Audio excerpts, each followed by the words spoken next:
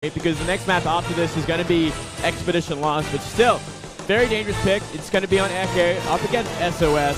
RagnaroK, he hasn't had too much success in Pro League this season. I cannot believe they're using RagnaroK here, to be honest. I'm so happy, man. He's my boy. I'm happy, but this is a huge pressure situation for this guy. This guy has played one game of Pro League. They're sending him out here in the round 3 playoffs. It doesn't, you don't get more pressure than this. No. If CJ goes down 2-0 this early on, it is not going to be good for CJ. He's been in CJ for a while now, so I'm sure they trust him a lot. I'm sure he does very well in the practice house, but here's the smiling assassin once again, SOS. He's taking down their best. Can he take down a Zerg now? In terms of stats, we haven't seen much from RagnaroK in quite a while. He hasn't had much luck in Pro League, losing to Sue in his last game. Yep. Lost in the Star League qualifiers pretty early on. He got kicked out of the Kespa Cup qualifiers by SGW. No one knows who that is, Valdez. Who is he? Lost 0-2 to a Protoss. SGW. Does anyone know who that is? If they know who that is, I want you to tweet at me. I'm at Brandon Valdez. Tweet at Moonglade, at MoongladeAU. Let's figure this out. Tell us who this guy is. He's got a 28% win rate against Zerg, and he defeated RagnaroK 0-2 in the Kesma Cup qualifiers. It's a scary thing, Valdez. And now RagnaroK is going up against SOS. I still believe in him. Let's see if the stars will align tonight for CJ Entis. They have once this round. Let's see if they do it again. Yep. It's going to be an extremely interesting game, I have to say. Is there a snipe build plan for SOS on this map? I would hope so. I think there must be, right? But it's going to be a tricky one. Huge pressure situation for RagnaroK right now. Like we said, he's got almost no experience in Pro League and really not doing well in any of the individual league qualifiers. Got kicked out of GSL by, I think it was Parting and some Zerg player. Just really not working out for this guy. Yeah, Parting and Dark. 0-2-0-2. Well, you know, they are pretty good players as well, so let's not hold it against him, Valdez. I won't hold it against him. No, don't ever hold I like him too much. Yeah, he's such a sweet kid. Yeah. Well, let's go to the game, guys. Game number 2 here between SOS and RagnaroK.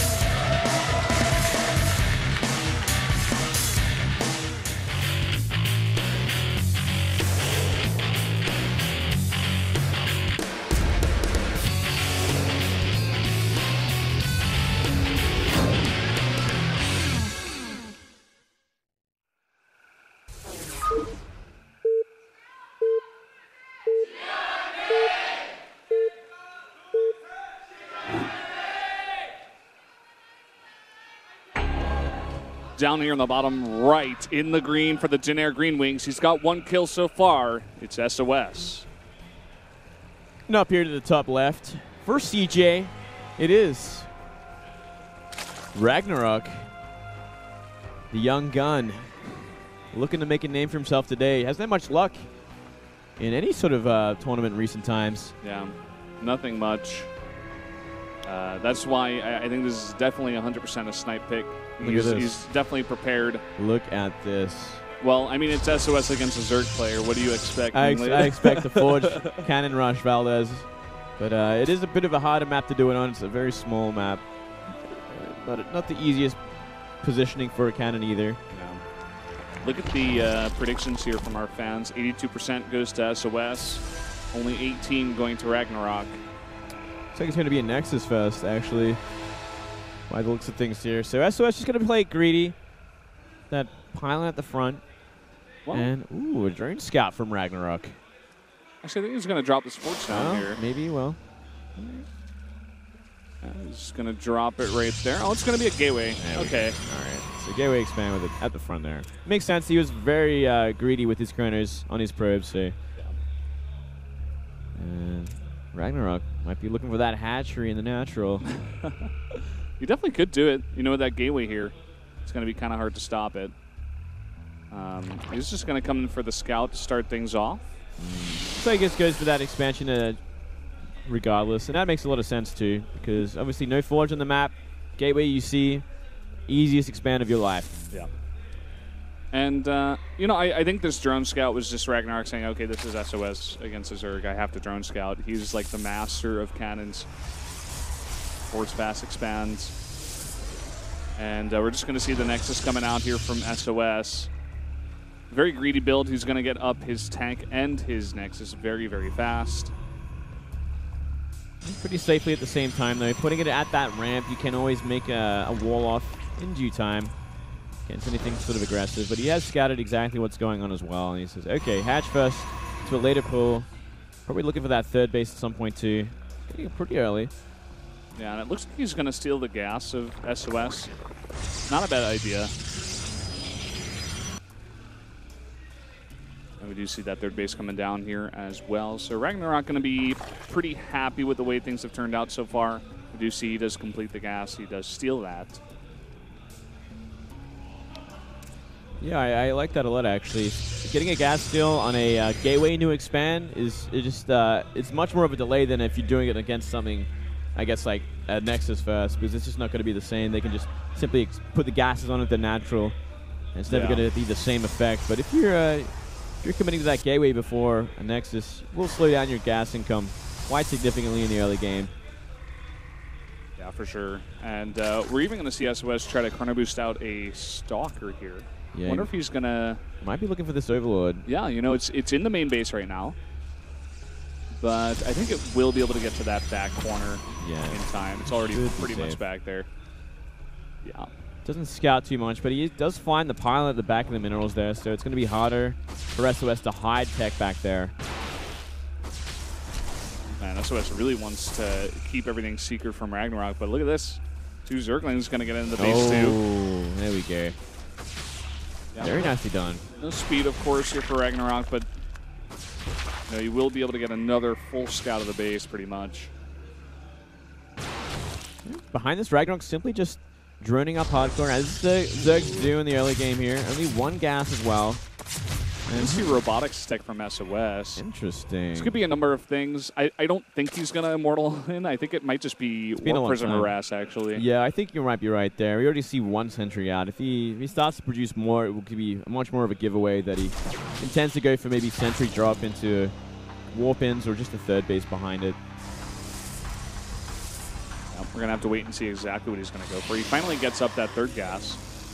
Not taking the 4th gas at his natural just yet. Now that's interesting. We could see maybe a big swell of gateways behind this. Only 3 gas is kind of weird. Yeah, it's definitely a possibility. You know, it still could be an Immortal all in here. But the Overlord is going to scout this, and it is going to be a Warp Prism to start things off. Oh, and a Twilight. Okay. So quite possibly Blink Stalker's behind this, but off 3 gas. Very interesting. I think we only have 2 sentries out as well for this. So he's not going to have all the force fields in the world. He's not going to be able to find too much damage in terms of harassment either. And with only 1 gateway as well. So it is what it is. Be able to like keep him on his side of the map for a while. RagnaroK could be a little bit distracted. Yeah. And that 3rd gas is, or rather the 4th gas is still not taken. These Zerglings, right before the speed finishes up, they do get the scout on the Warp Prism. Knew that was definitely a possibility, but now he knows for sure. We're going to see a Dark Shrine come down. Oh, okay. And he finally takes that 4th gas. Well, while this is happening, these Lings at the front are actually doing a lot of damage to a Stalker. We'll get a look at that in just a sec, but they're actually going to kill it and do some real harassment. Yeah, it's going to be annoying for SOS. Kind of to bring some units back to deal with that. And we do see these units coming over for some harass. Just 2 Zealots, 2 Sentries coming in, but not finding much just yet. So DT Shrine and Blink and +1 behind it. So he can go for more harassment with it, then go into that Blink Stalker play. 5 gateways added as well. Yeah. SOS is doing his freestyle, man. He's just doing what he wants to do. This is SOS for you. And he does have a probe, I believe, going over to that 3rd base as well. Continuing to make probes. Just going to get the gateways out here first. By the way, RagnaroK has been very, very meticulous with his scouting. The Overlord's coming in multiple times now. An Overseer in the main base of SOS. RagnaroK's done his homework here against SOS. He knows what kind of player he is. He's a scary player, and he's a very tricky player, so it makes sense. It looks like he was that sniper player, just simply built for SOS in this game, in this series. And it's not like he's even doing a specific build. He's just playing very straight up, but scouting a ton. He's already got 3 Overseers on the map. Yeah, he's completely covered for DTs at this point. So maybe SOS might think twice about actually committing to it as well. We don't see him actually warping in any so far, and it has been finished for a while. He knows for sure that it was scouted, so he's got to pick his time correctly. Yeah.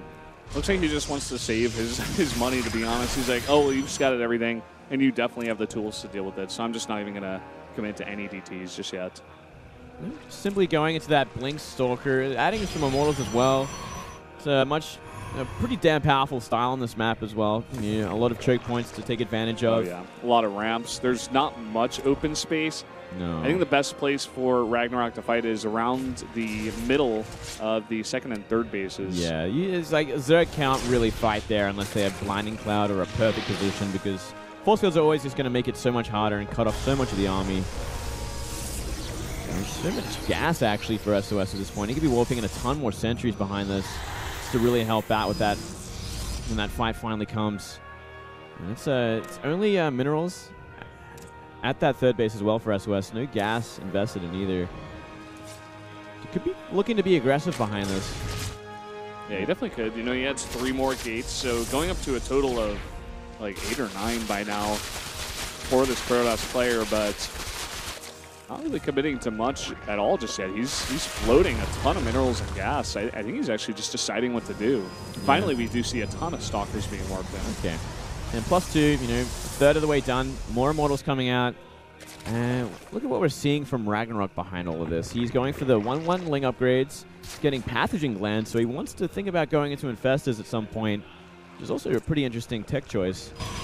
He gets the Fungals off, it's perfect, but it's tricky, especially if it goes even later and we see SOS investing into Storm and Templar. Yeah, that's when it gets very scary. I mean, we were talking about that gas bank. We do see him finally adding a Templar Archives, so definitely an option here for SOS.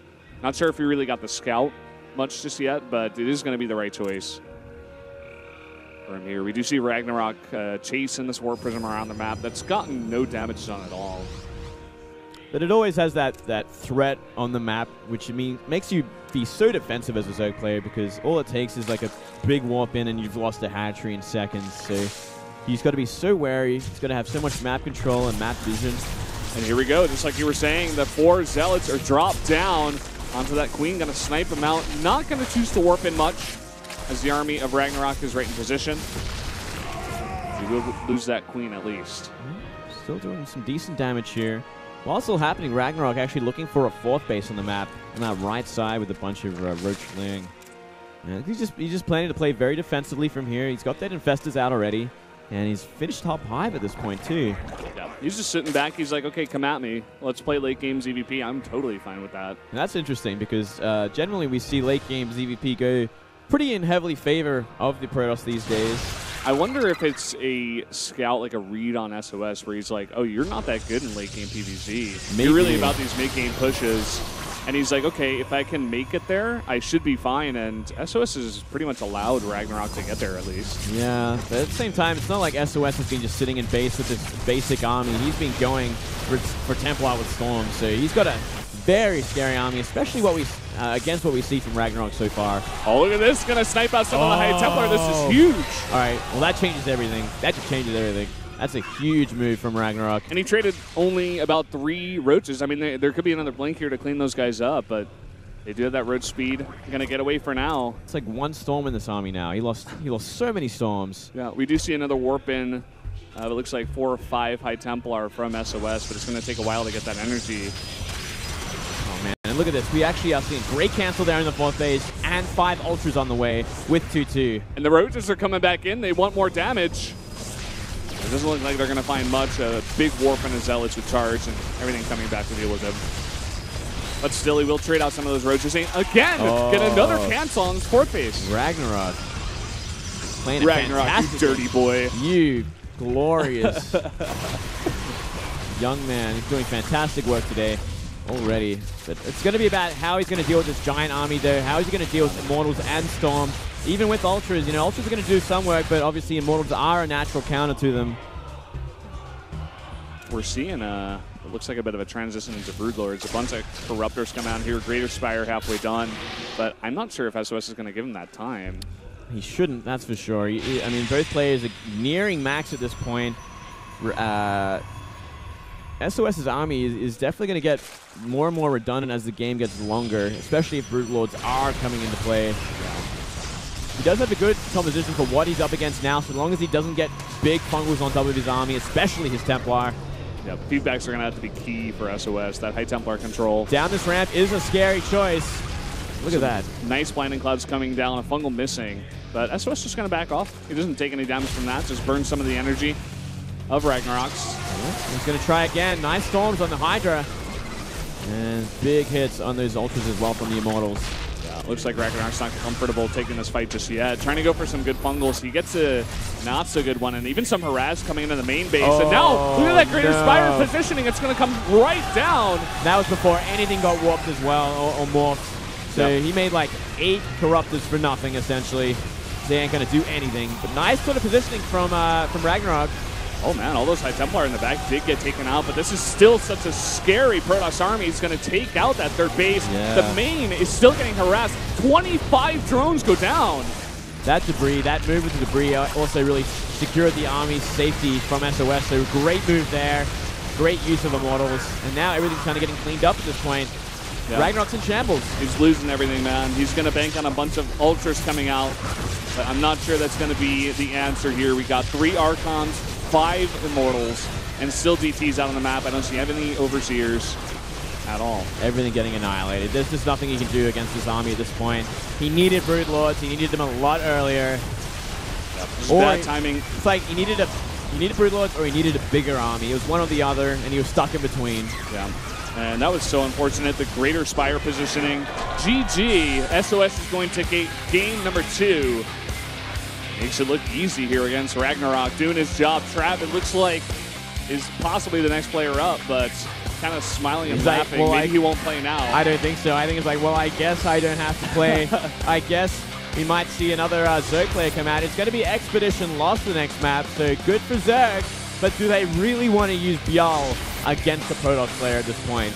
I don't know. Even if Bial is able to take him out, he goes into Cactus Valley. He's shown some pretty shaky games against Terran on that map.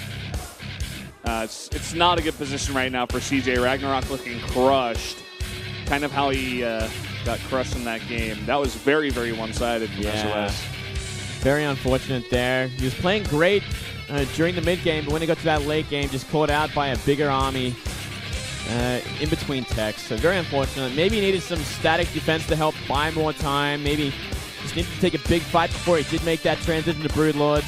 Yeah, I mean, that is a gigantic transition. It takes a very long time. Very expensive. That is not a big map, man. That is one of the smallest we have. It was so easy for SOS to just walk straight to the third base of RagnaroK.